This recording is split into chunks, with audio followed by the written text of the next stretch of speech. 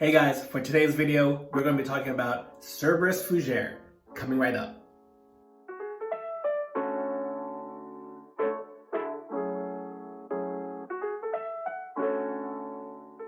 Hey guys, welcome back to the channel. I'm so glad you're able to join me for today's shave.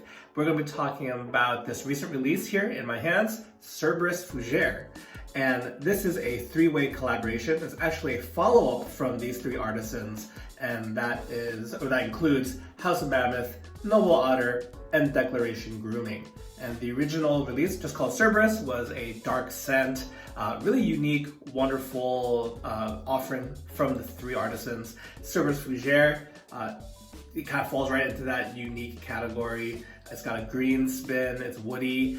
Even though the product description describes it as dark, to my nose, it's actually not that dark.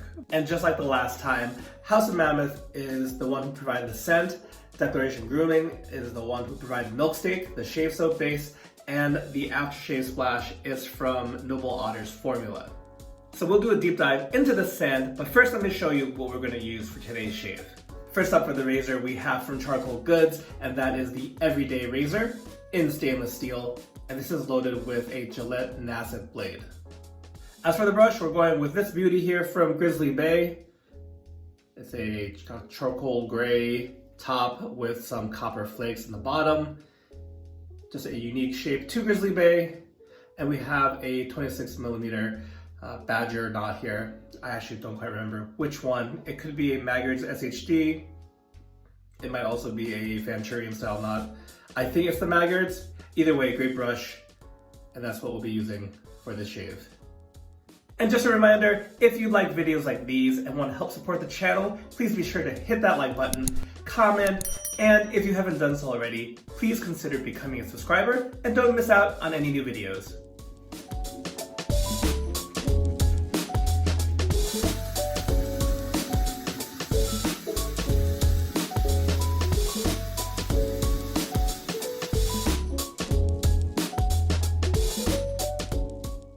Alright, so this is normally where I would go ahead and call out the scent notes for Cerberus Fougere, but there's quite an extensive list of notes, so I'll just keep talking and I'll be sure to put up the notes up on the screen, and you can read along if you like.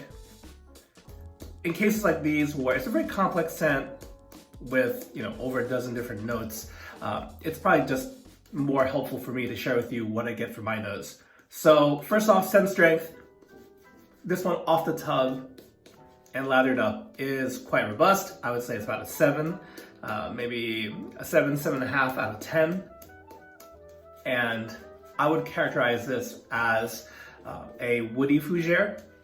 So it's woody, resinous. There's a little bit of sweetness that comes more in the aftershave. This is not my first go with Cerberus Fougere. And interestingly enough, the sweetness comes from the note of apricot. And that's not necessarily something you come across very often, like of the fruits and sweet notes that we typically come across in shaving. There are also some spices in the mix here, notably star anise, clove, and nutmeg. Star anise is one that can smell like black licorice to some. And while I don't get a straight out black licorice vibe, I think it does give, those are like warming spices. So I think that gives a really interesting character to the scent. Cerberus Fougere does paint a picture in my mind. Imagine that you're standing in the middle of a dark forest in the middle of the day, but it's so thick with the leaves and the branches that only like sparse beams of sunlight are cutting through onto the forest floor. And there's the woody character, maybe there's some fallen trees that are in various states of decay, but there's life too. It's a grassy field. There's florals and flowers from the flowers on the forest floor. So it's not it's not a super dark scent to me, where it's like death and decay. It's actually there's something very lively about this scent, but very balanced too. It's a good balance of lighter notes and darker notes.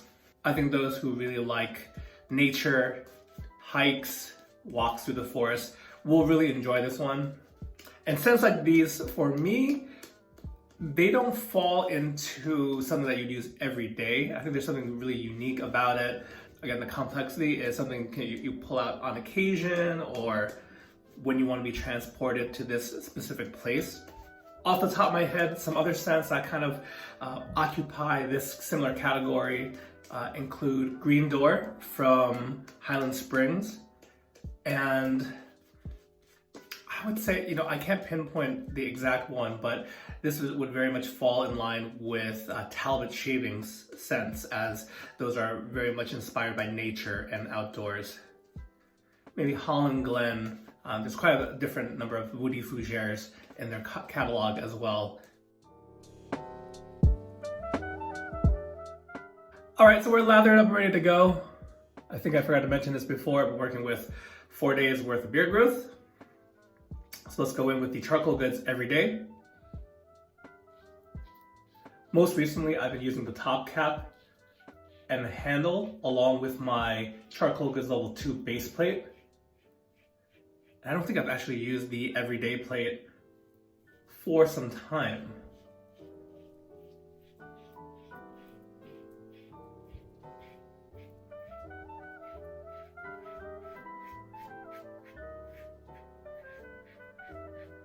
The funny thing is, it kind of falls in the same category as the level 2, or the current generation level 2, in that there's not a whole lot of blade feel, and there's some audio feedback, as you might have heard, but not a whole lot either, and a good amount of efficiency. Now, I think comparing efficiency is hard to do unless I do the razor battle style, where I shave half my face with one and the other. That's kind of hard to do when you only have one top cap. That works. The handle I could do whatever, but I would need the same top cap for both base plates. So I can't do a direct comparison, but it took 4 days down even just this area with the grain pass very easily. I'm also liking the blade pairing with the Nasset. I used to be more picky, I think, with which razors I use the Gillette Nasset in, but as of late, whatever razor I popped it in, it's worked out really well.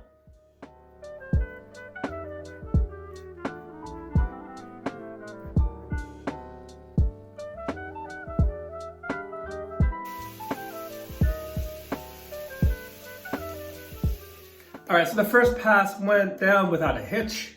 4 days got taken down pretty easily by the Charcoal Goods Everyday. I also want to mention just a few notes about Declaration Grooming Milk Steak.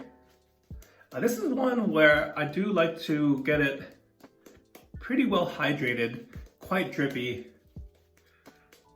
and it winds up kind of flying everywhere. So what you can't see below the field of view in the camera is like a splattering of just lather all over my shirt and on the bathroom floor as well. It is one that's worth, it's not difficult to use, but I think if you push the water content in it, it does yield, in my shaves, it yields better results.